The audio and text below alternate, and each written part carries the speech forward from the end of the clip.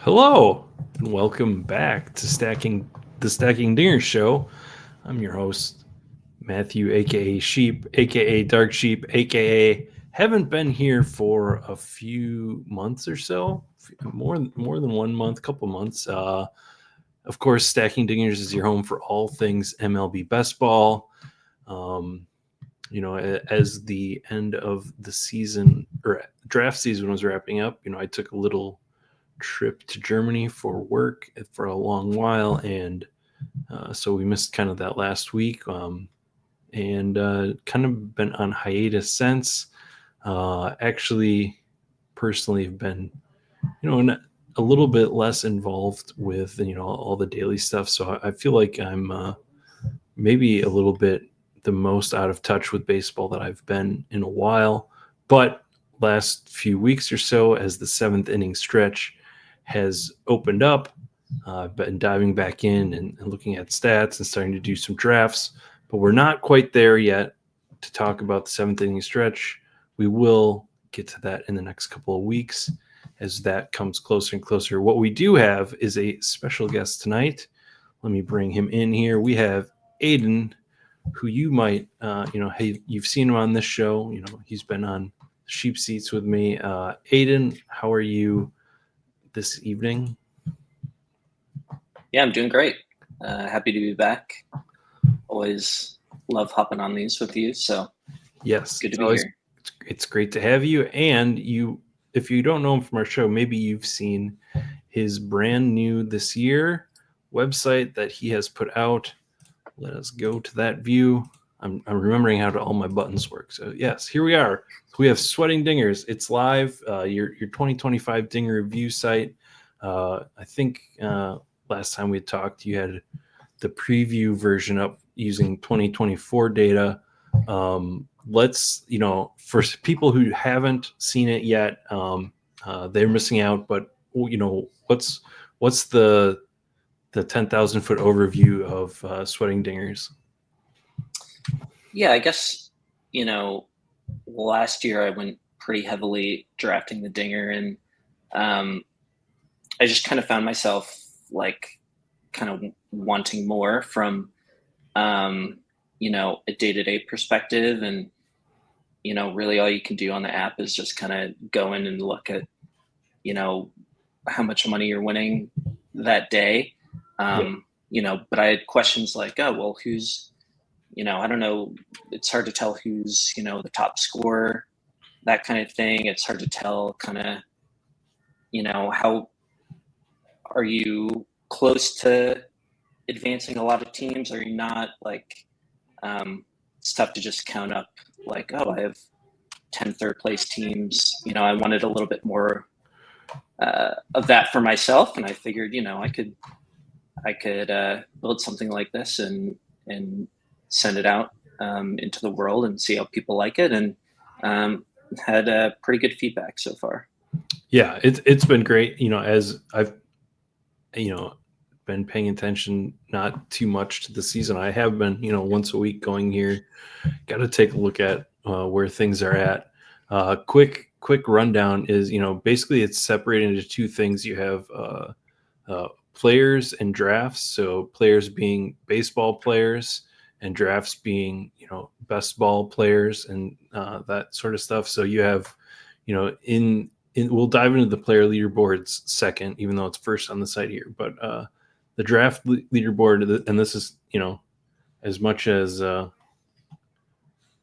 it doesn't really matter how well you score in the first thing, is it is fun to look at in the regular season. The current top of the standings in terms of points getters, and you can it is the I think the thing you can get on here is you can start picking through these and seeing what kind of combinations of players are standing out. I don't know if you really use this too much personally for much. Yeah, I don't have really any teams that are close to cracking Yeah, this top 150. I had a team I think that got up to like 65th or something at one point. And then Cole Reagan's got hurt, and then a bunch of other guys got hurt, and it's backslid a little bit. But it is kind of neat to see. Yeah. So The top teams are how they're jumping around and whatever, and it's kind of been like the same guys. I thought it would kind of mix up a little bit, but I see a lot of the same teams here on a day-to-day basis. So that's pretty interesting. Yeah. And there's a ton of filter options that you built into this. You can search by players out, how they did their builds, draft orders, and you are tracking wild cards because we did have some, some overlay for this scoring. I think go ahead. The wild card thing has been, I think, super fun and super interesting because you kind of, there's that overlay, but you're not sure, how many teams you have above that cutoff. And you can see the cutoff right there at 6601 as of just a couple hours ago. Okay. That was my next question is the data on this. Obviously, you're not tied into the underdog back end, so how are you getting this scoring data, and what is the update rate and stuff that people can look for? Yeah, well, the scoring data does come from underdog. I'm able to not directly through them, but if you know where to look, you can get kind of the daily scoring from each player. So every morning it'll check the scores from the previous day. Yeah. And the one caveat I'll say is I think I have a disclaimer at the bottom, but if underdog goes back and modifies some scores for score changes or things like that, it's probably not gonna reflect that. So and then of course the wild card cutoff, I'm looking at it based on their rules, but they don't have, as far as I can tell, any tiebreaker rules or anything like that. So it's all just an estimate. But yeah, if you see one team that's 3 points ahead or behind from what it says on the app, it's probably some scoring change thing. But other than that, yeah, it updates daily from the actual underdog scoring app. I wanted to do that rather than try to go through Baseball Reference or something like that. Okay. That makes sense. And from here, I actually, what I find good about this design is from here and other places you've built in where you can just go link to future things. You don't have to navigate around. So you can, if you see the username, you can go look at their entire portfolio if you want. And if you click on the points, it'll go right to that. And different things now from here, if you want to look at a player, you can go further clicking on the player. So yeah, the player will take a couple seconds to upload, but but there is just a ton of information. I'm trying not to get too far and stay on one thing, but you can click here. But yeah, just look at this top score. It's the points. You've got this nice little graphic of if you're looking at a lineup where the other teams are in that pod. The advancement probability as the season has gone on, and then the score. And I think the other great thing is the used points. Because total points isn't necessarily the be all end all, but yeah, you can see here this top score is a top score for a reason. They have outside of, I think they're missing a William Contreras, I think, in the infield. For the most part, they have all of the highlights of the scoring. I think. Yeah, obviously Judge has been number one by a lot. PCA has been Pete Crow Armstrong has been the guy at outfield that you've needed to have at this point. Seiya is right up there. He's a top 10 scorer, I think. And then, hit on a lot of these pitchers. Even got Merrill Kelly, who's kind of the late pitcher that's really hit so far too. Yeah, and we'll get into that in a little bit in one of the graphics that you so generously added that is available to everyone that I wanted to look at for this show. But yeah, you can go down here. You can see, weekly scores. Yeah, everything's there. And then the other player, of course, we're going to run into an error that I haven't seen anytime I view the site as soon as we're trying to show it off.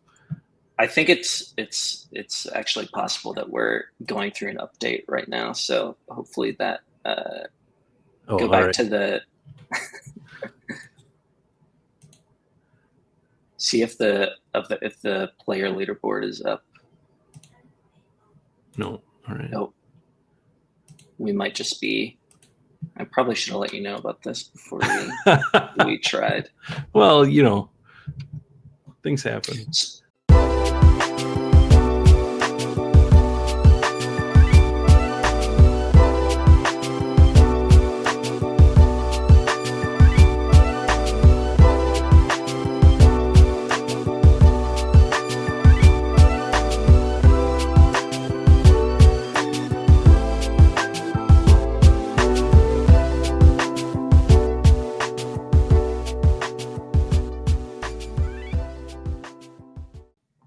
All right, we are back from a few technical difficulties. This website, as Aiden has, pointed out to me during the break there, is now updating more than once per day, not just in the morning, but we're back. As we were talking about, we have the overall points leaderboards, and then the advance rate leaderboards, and this is there's some crazy numbers in here. And I'll just say I don't know if this has been happening in previous years because we haven't seen this, or I haven't seen people saying this, but there's a couple of 150 maxers here that are close to 50%. Friend of the show, shout out Duke Dean, who sends me some messages on the side. So I don't know. This is impressive to me. Yeah, I've been tracking this, and they've had these like super elevated advance rates, and I thought that they would kind of go down as the season went along, but they really haven't. Mm-hmm. There's like 5 or 6 guys here who are like 100 plus drafts that have these like 50 plus advance rates. And if you look at their exposures, because I was trying to figure this out myself, mm-hmm. but if you look at their exposures, like it's not like that top guy Singy Mm-hmm. there. If you look at his exposures, it's like Arias, Arenado, Gray, Walker, Ryan, Juan, Jesus Sanchez, and none of those players are really like killing it this year. They all have sort of right around break even exposures. But then Pete Crow Armstrong, 89 teams with him, advancing 65%. So that's like basically 60 of his however many advancing teams. So we might touch on this later, but like these like super concentrated exposures, I'm almost like, maybe if you like, if you go for it, like you really just need to hit like that one guy, like my thinking with, like I have super flat exposures. My thing has always been like, if you go super in on one guy, like he could tank you, but we're not really seeing that happen here. Like if you just hit on one guy, like he's going to be able to carry you no matter who else is around him. So that's been kind of an interesting thing to observe. I don't know if you'd call it a lesson necessarily, but definitely makes me kind of sit back and reevaluate a little bit. Right. And even further into that discussion, I know I read something that you wrote that you published on Twitter the other day, or X, whatever you want to call it, uh, about, the idea that this person with such heavy exposures to players have these combinations in a lot of their teams, and how does that diversity help or hurt you in the playoffs? If these guys have bad weeks, or PCA gets hurt, where does that get you in the playoffs with such similarity between the teams that you drafted? Yeah, and we can maybe just touch on that now, but basically um, my thinking was like if you have 150 teams and they all sort of look similar. I mean, this guy has a rise on nearly every single team. You will advance a lot of teams, but it makes your performance in the playoffs like extremely fragile. Meaning, like, oh, if Cal Raleigh has a bad week, puts up a 30-point week, where's that going to leave you? That's going to leave you relying on, Arenado and Bryson Stott and Joe Ryan, guys that would make me feel a bit uncomfortable relying on. And obviously anything could happen, but I would almost rather advance fewer teams but have a little bit more variety, just so I have a better chance of capturing whoever is going to go off in the quarterfinals and semifinals and hopefully get me to the finals. Right. So yeah, it's a little bit of a like a catch-22 here. Like, yeah, you can go all in on a bunch of guys, and from what I'm seeing, you really only have to hit one, and they'll kind of drag the rest of your teams along. But come playoff time, do you again like you're relying on you're going to be relying on Cal Raleigh there to have 6 big weeks in a row, and like is that kind of the most optimal thing to do?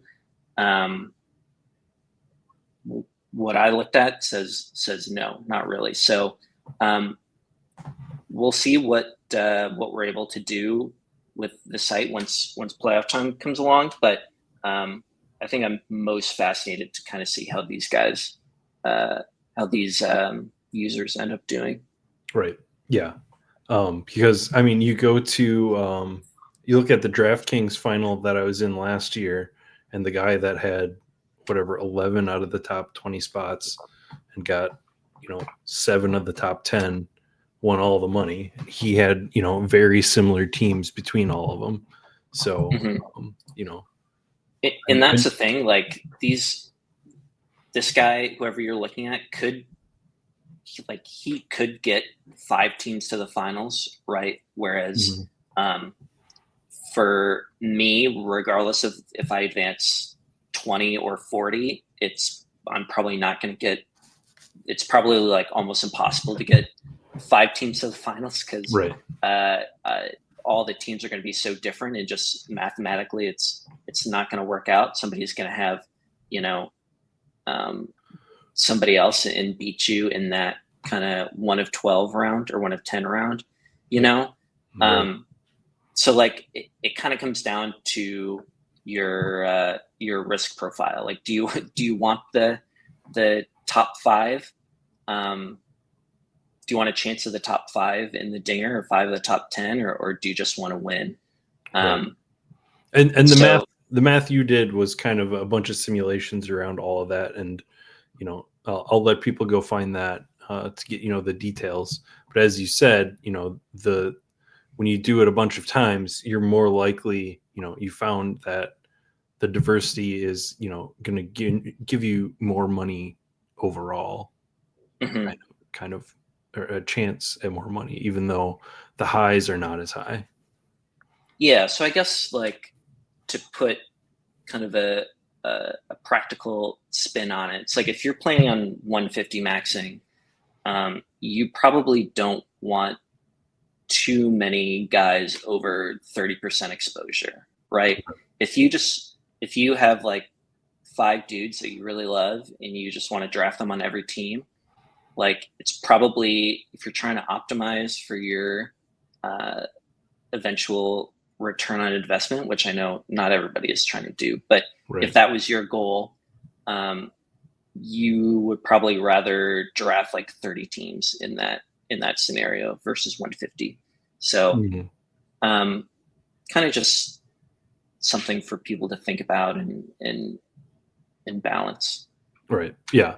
No, I got Duke here since he's a friend of the show, and I wanted to highlight his, because this is something that he was, talking to me about in some messages. Is his plan for pitcher was to go. You won't see a lot of graphs of people's structures like this. He did a lot of 9 pitcher, and most never hardly any under 8 pitchers. So I did want to highlight that because I think that was a very interesting idea that he had. Uh, and I think as we've seen pitcher after pitcher go down again this year, I don't know if to compare some of his pitching staffs compared to a 7 build. Where how many pitchers does he have left on most of his teams? As we go into the playoffs, and as injuries just like seem to be piling up continually. Yeah, I kind of don't hate the 9 pitcher thing. Um, I I think for one of the bunt contests, I think I auto drafted Mm-hmm. like all 20 teams, and I think I forced it to have like 9 pitchers, 6 infielders, and 5 outfielders. And like I think I have like a 50% advance rate in that contest. And like that's the bunt. It's obviously different.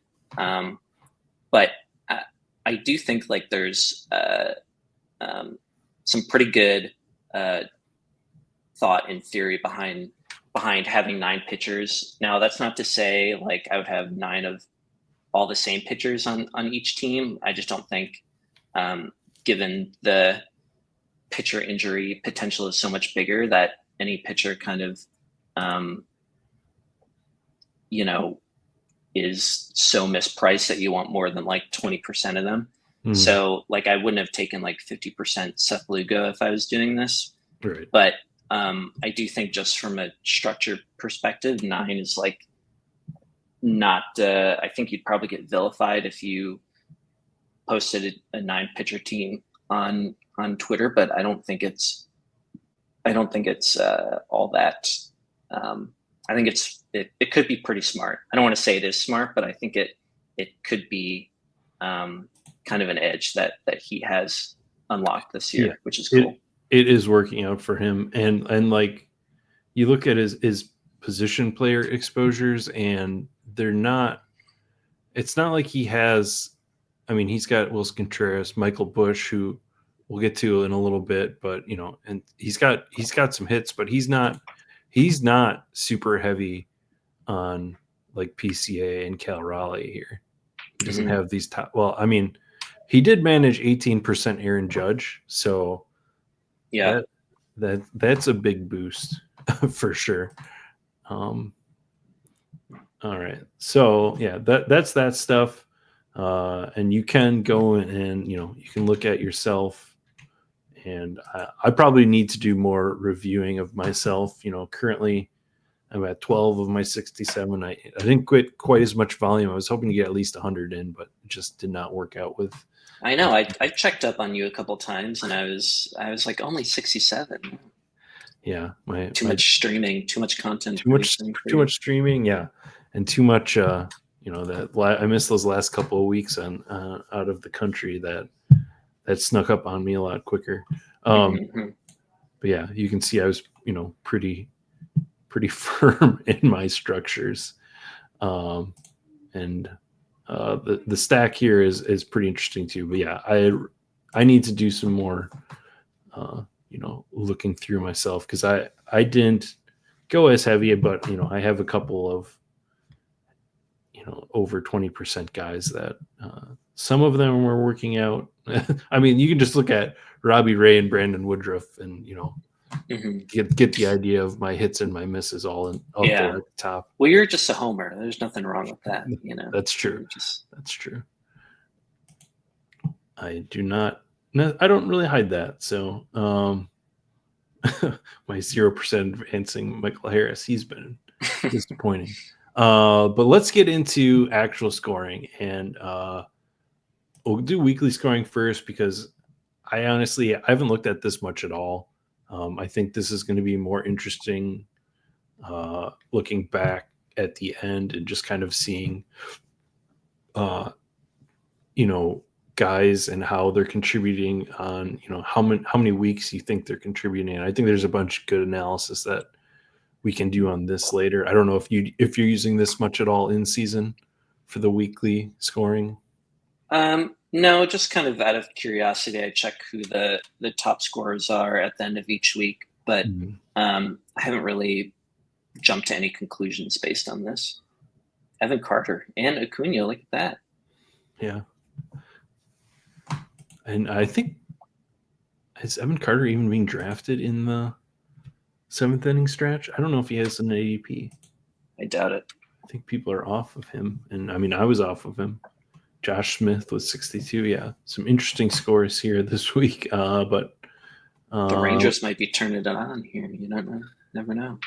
That could be. All right. Now, here is where this is where I'm spending a lot of my time on the site. That I think is interesting. This is the top players leaderboard, and we'll get into the graphs in a little bit that you generously made. But I think the one thing to know as you're looking at this, I think if you're using this, I put like at least a 20% minimum ownership, because once you start sorting this, you get some weird, like without 20%, and you look at advance rate, we got 100% advance rate for Miles Straw, because he was drafted, I don't know, once probably. Yeah. So I do recommend, if you're using this, just throw in a number here. Yeah, we got the top scorers here, along with their advance rate, and this is something. The one thing I really wanted to talk about here is something I saw you tweeting about earlier in the season, and so we have all these top scores, a lot of good advance rates, but then we get to guys like Ellie De La Cruz and Bobby Witt Jr. and, well, I guess Juan Soto even here. So, there is a difference between total score and advance rate. It's not 1-to-1. And, I'll open it up to you, because I know you were expanding on this a little bit earlier on the season. So, what are your thoughts on, some of these guys with good scores and not great advance rates? Yeah, I think it just demonstrates what we kind of already knew about positional adjustment and how deep infield is. Is like, so Witt and Ellie were being taken 3-4 in most drafts, I think, right? Or 4-5. And they've had great seasons, but their advance rate is just really low, way below your break-even point. And part of that is because, like, Judge, Carroll, and Tucker have all had great years. So, like, if you drafted Witt or Ellie in the first round, you obviously didn't get any of those guys. Mm-hmm. But, if you see Carroll is 9th and Ellie is 10th in total scoring this year, and Carroll is exactly double his advance rate, that's like, that's the positional adjustment, right? That's how much more important it is to hit on an outfielder. And so I was I was definitely taking Witt and Ellie anytime they fell to me, just on the thought that like they could easily do better than they did last year, and they carried so many teams last year that it would be okay. But I mean, this is proving that that was maybe a mistake, even in the regular season. Obviously, like when you have the condensed 2-week playoffs, like these guys like Ellie or Witt could easily be the highest owned guys in the finals. That wouldn't shock me. But just in terms of advancing out of the regular season, like looking back, it seems obvious that this would have happened, but obviously I didn't catch that at the time. And like even if you look at Pete Alonso, like ADP 30, so he was a third round guy, right? Third round infield, and he's done only slightly better than those two, but his advance rate is much, much higher. So like, I almost don't see how you next season, like I don't see how you can draft an infielder in the first round. Like that just is, it should be 12 outfielders there. And if there is an infielder with the first round ADP next year, like I'll have to force myself not to take him, just because like this, I mean, like, how do you come to any other conclusion here? Yeah, absolutely. I mean, you don't mind, having a 15% advance rate on Jose Ramirez, but it's not so much that. It's like you said, it's what you're missing out on the other guys in that area. I mean, even, Kyle Schwarber, at 12 is you'd much rather have him. And you could have had him anytime in the first round over any of the others. And like just looking at the top outfielders here, just from what you're showing, like we have Pete Crow Armstrong, obviously ADP 92. He's been probably the best pick you could have made this season so far. But you have James Wood, who's in the third round. And then Seiya, who was like a fifth round guy or whatever. But, all of these, like, first, you don't even see, like, I guess Duran and Rooker are down there, but, like, the first round outfielders was the thing that you had to get right this season. And, like, yeah, if you took any of them, that didn't stop you from taking Alonso or Raleigh or Devers, right? But if you took a first round infielder, you have one of those second round outfielders who haven't been all that great so far. Other than like Duran and Rooker, I guess Acuna's coming back, but you're probably pretty far behind on a lot of your Acuna teams at the moment. I haven't. Let's take a look. I guess. Yeah, you don't want to like extrapolate from just one season. I mean, yeah, look, like Acuna has been good since he came back, but his advance rate is not budged at all. Probably because those teams are already so far back. You know what I mean? Yeah. So. I mean, yeah. We'll get to, that also doesn't help the guys that you probably paired with him with is not helping those teams stay afloat. But I mean, you're drafting Acuna saying that the Braves are going to be better than they have been. So that is maybe not a total indictment on Acuna and how much time he missed. And it's been fool me once, fool me twice on the Braves right now. So we'll see. Yeah. We'll see next season what their outlook is. So let's pop this over here, that filter on, and just look at the top guys. Our cover boys here: Pete Crow Armstrong, Cal Raleigh, and then Aaron Judge, Seiya, Pete Alonso, and then I honestly had no idea Merrill Kelly was going to be here. Like when I was starting to research for this week, and I saw that, I was like, I had no idea that he's been such a value. But he is up there in terms. He's at the top of the pitcher.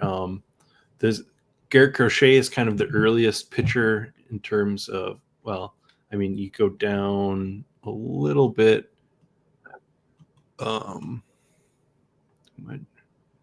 Three Scooble's not too far down here in terms of advance rates when you're looking at the actual percentages.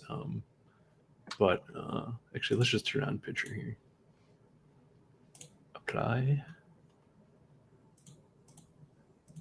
Because I think this, the never early pitcher crowd is mostly winning again. Scooble's better than where is Paul Skeens here? Yeah, he's at 20%. So you're still above average with the Paul Skeens team. But again, you're giving up those outfielders in that first round.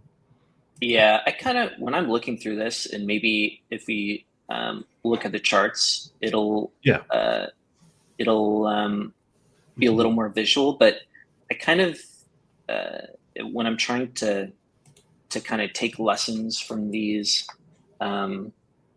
leaderboards, I almost like find myself in kind of a circular discussion, yes. Right? And I think a lot of the discussions with best ball can get pretty circular because obviously there's no one right answer. But you could say like,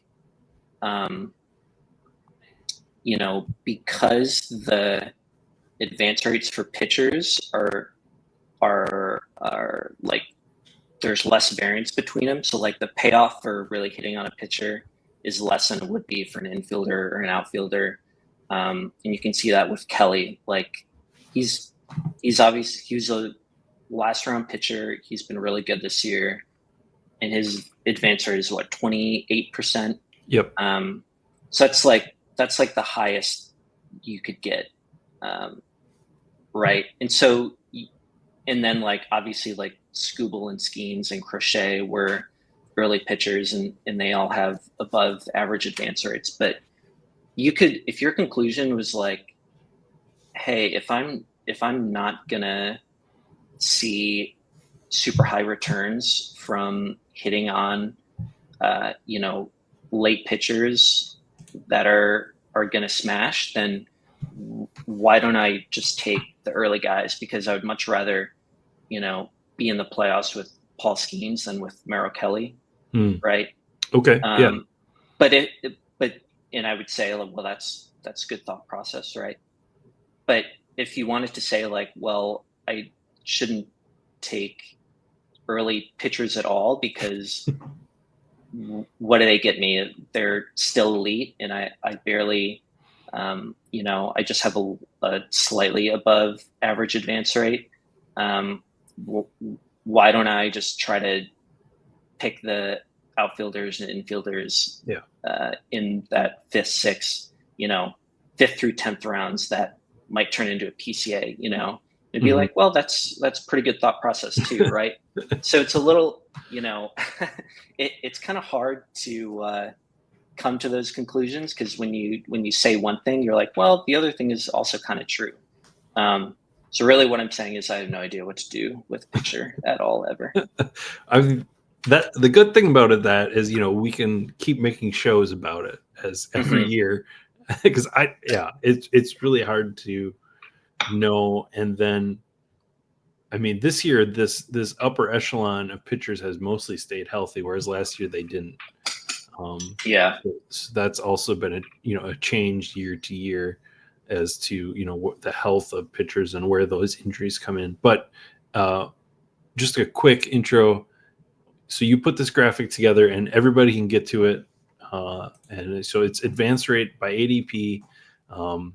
Minimum, you have to have been drafted in 50% of the teams.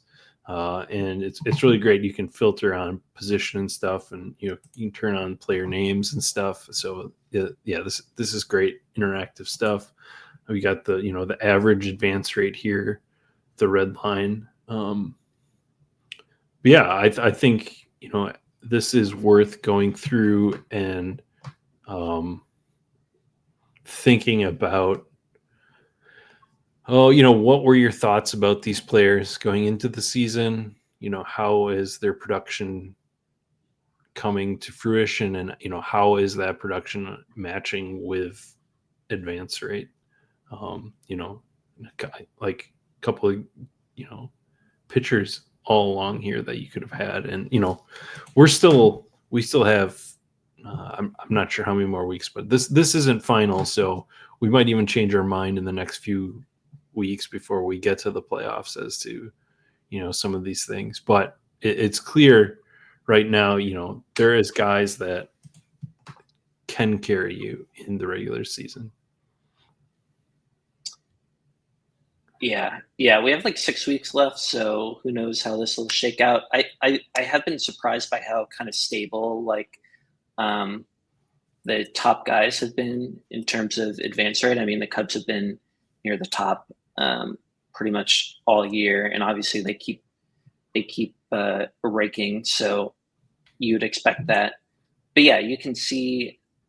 I mean, one of my strategies was kind of do like the barbell thing on outfield, like get your first and second rounders and then try to hit on the super late guys. So like I think TJ Friedel, I had a lot of him and he's been good. Jung Hoo Lee too. PCA was almost like, I mean, he had a huge rise up too, but he was almost like a little too early for me to go heavy on. Yeah. But like, yeah, I mean, you can see in this that like the reward and punishment for your outfield picks is like, I mean, there's pretty big difference between that. Whereas in for pitcher, it's much less in either direction. And like infielders again, like this is why you shouldn't not take Corbin Carroll for Ellie De La Cruz, is because there's so many of these infielders. Like you easily could have built like a juggernaut at infield just from like the last 6 picks if you wanted to, if you had Cal Raleigh in there, right? So again, like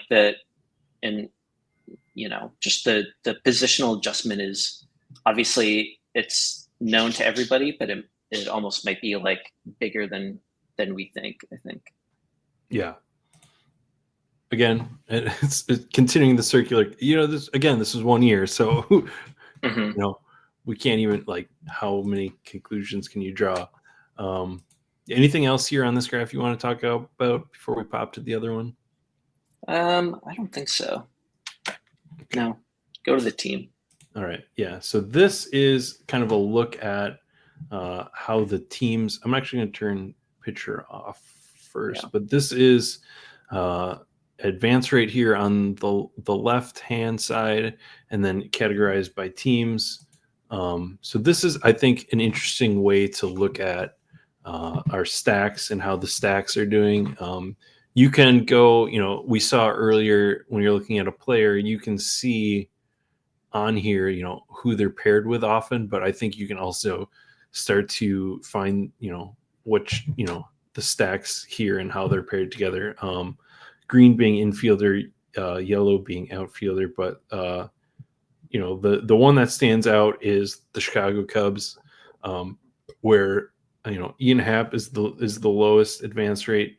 But even Nico Horner and and like Dansby are up here. These later, Nico Horner didn't even play all of the season, so I think like people stacking him, like part of his value is the stack, or some of his advance rate I think is coming from the stack. Just how crazy that the whole team is doing. Another one being the one that stands out to me is the Nationals. I didn't expect that, even like Luis Garcia here has a 17% advance rate, and I wouldn't have expected that because we haven't heard like anything out of him, but I think he was paired with, James Woods and CJ Abrams quite often. Mm-hmm. So I don't know any other, what kind of teams here stood out when you made this to you?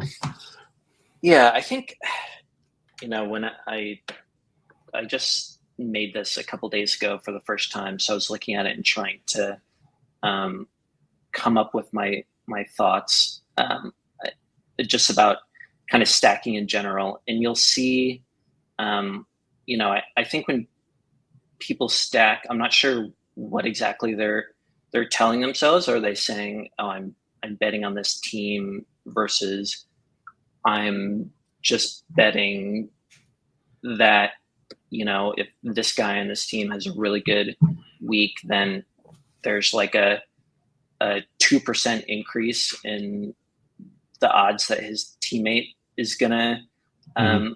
have a good week, which is probably more how we should be thinking about stacking. Because like obviously, like the Cubs, like you mentioned, they have just outperformed as an offense generally this whole year. If you look at like Baltimore or Texas, they've just universally been bad this whole year. But if you look at like Seattle, um, like obviously Cal Raleigh has been incredible so far, but the three outfielders that people took with him like are just kind of they're in the mediocre range, Right. right? But Um, but also Victor Robles, who's not played, has a yeah, 13% advance rate, which how much of that is just because he's on Cal Raleigh teams?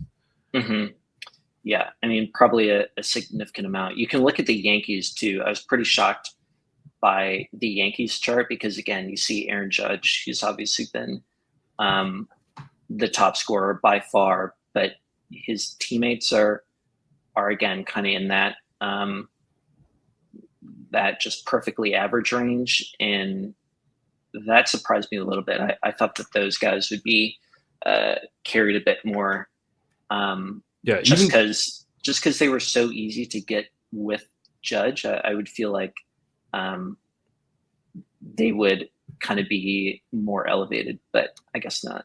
yeah, especially Paul Goldschmidt, who's having, he was ADP 118 or whatever here, and is having a good season. Like he is scoring a hmm lot of points too, but that isn't doing great. And even where do we got it here? The Dodgers, another team that Will Smith, who's having a surprisingly great season for a late round pick. He's with other Dodgers, and those guys, Otani, Freddie, aren't bad this year, but they're being outperformed by other players that were taken around hmm them so far. Yeah, yeah, that's true. They were probably overdrafted just for the fact that they were Yankees. Um, but still, I mean, they've generally had good years and just can't break above that 17% mark by too much. Yeah, like I said, Rangers are down here. They don't have anyone. The Rockies have Ryan McMahon as the top advancer on them. So, yeah. And then, there's some, like, if people had drafted more of Hunter Goodman this year, would he be bringing up some of these other guys? I don't know. So, hmm yeah, I think this is super interesting to look at. Uh, any other teams? Because there was a couple things on the pitchers I wanted to point out that you wanted to talk about here. Yeah, go to the pitchers. Okay. So we talked. Oh, there is always this conversation each year about, should we stack pitchers or not? Are we, from the same team? Are we getting added potential at two starts in the playoffs by, combining it?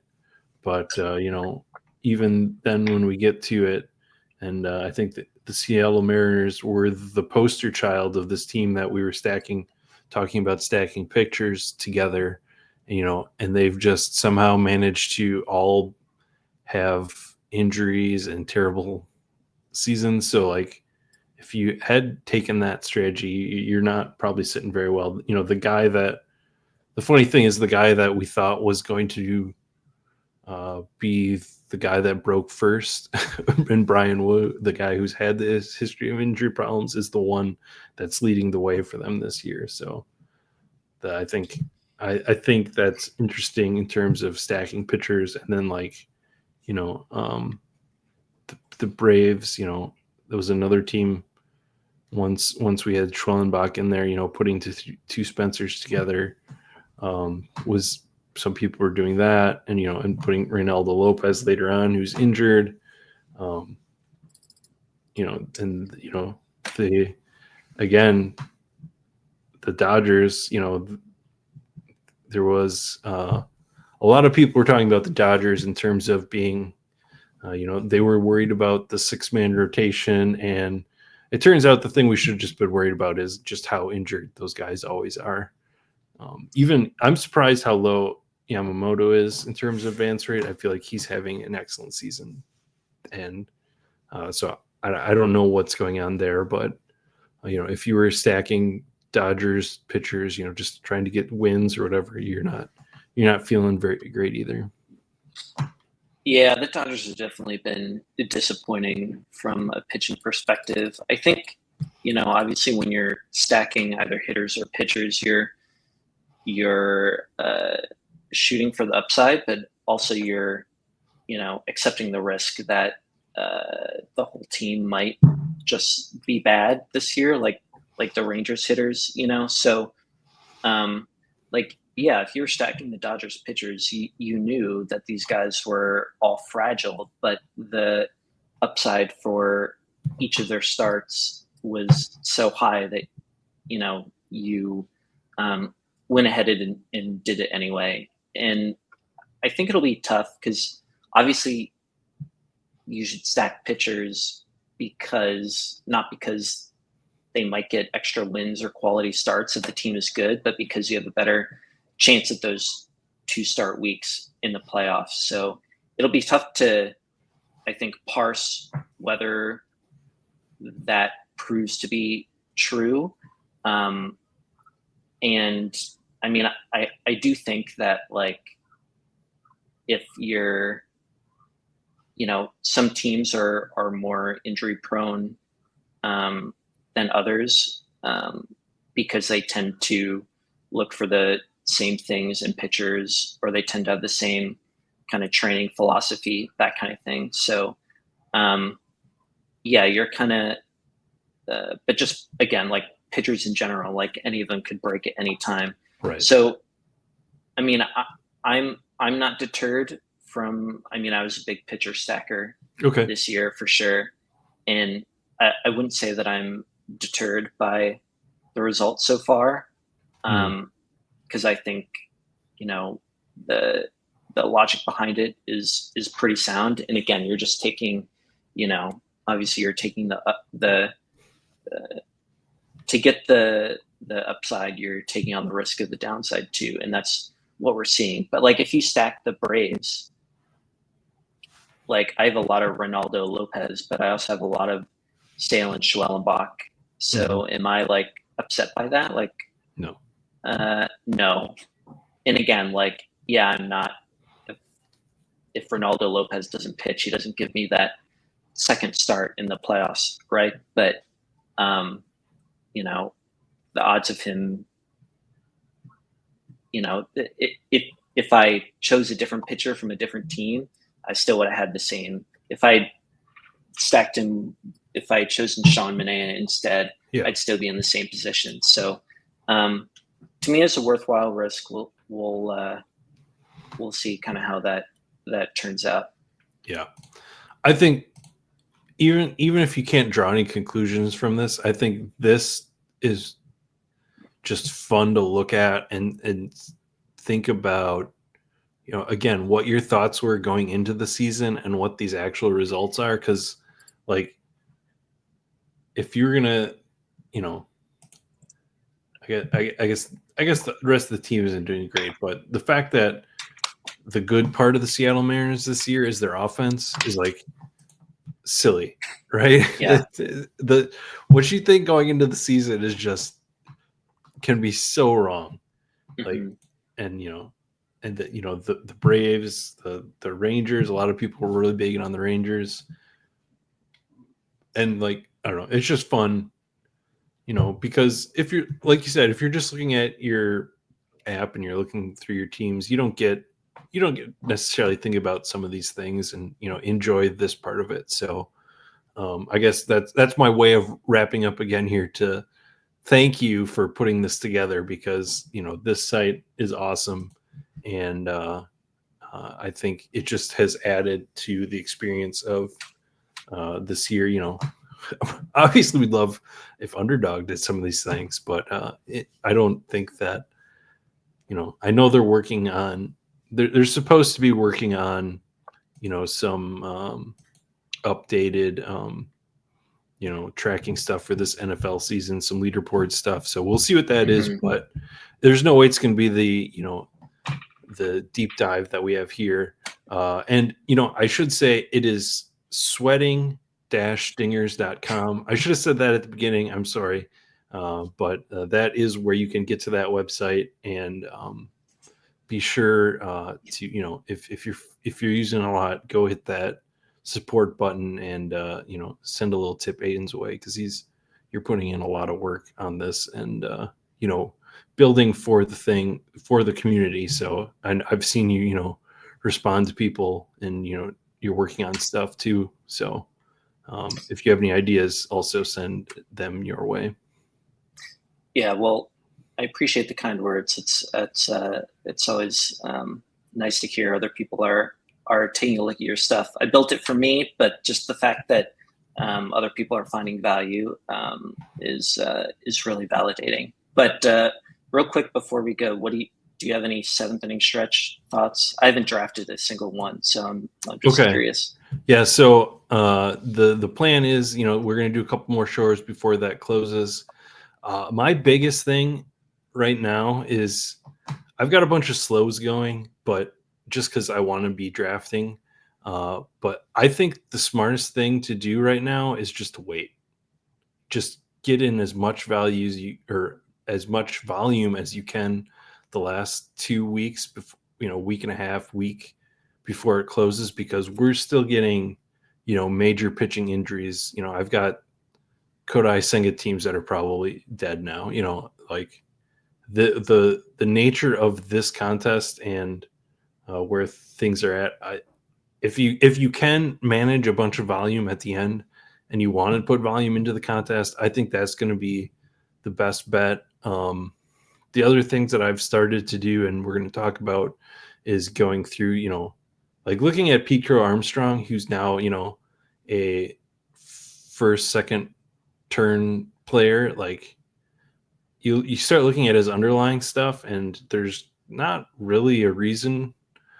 Projection systems, if you're using projection systems, are not,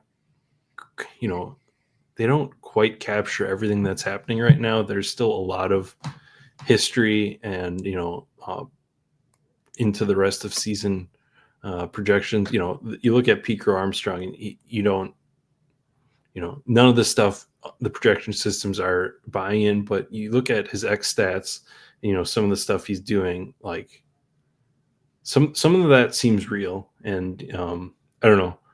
So I think that's important to do is start like really dig into some of these players, and you can't assume one way or the other whether they're going to maintain it or not. Like Cal Raleigh's another one that a lot of the stuff is matching. So like sometimes people just have really good seasons. Yeah, I wonder. So I just pulled up the ADP. Pete Crow Armstrong is at 14.2 right now. Mm-hmm. Would you rather have Jackson Merrill or PCA on your team for the rest of the year? Or Jackson Churio? Would you rather have him or PCA on your team? I mean, the in-season numbers say you want PCA, right? Right. The history and doubt creeps in, though. Like that, and that's where the fun, I guess, comes in, is how much do you believe it? And Yeah, I mean, but- I love the seventh inning stretch, and I think the fact that it's such a sprint actually creates a, a I do think you have to adjust your strategy from what it was for the full season contest. But yeah, like if you gave me 50-50 odds, Teoscar Hernandez at 36.5 ADP versus PCA, who am I taking in that scenario? But again, I did just say that you shouldn't be drafting an infielder at all in the first 12 picks. So there's a lot of infielders I'm seeing going in the first round here. So maybe PCA does fit in there, but I guess we'll find out. And I guess you'll be talking through that with a few other people in these coming weeks here. Yeah, and this thing that is like, I don't think you can answer these sorts of questions, right? Because there's small amounts, like, I don't know. It's why we love this game and trying to play fantasy baseball, because it really is. I think it's more unpredictable than football.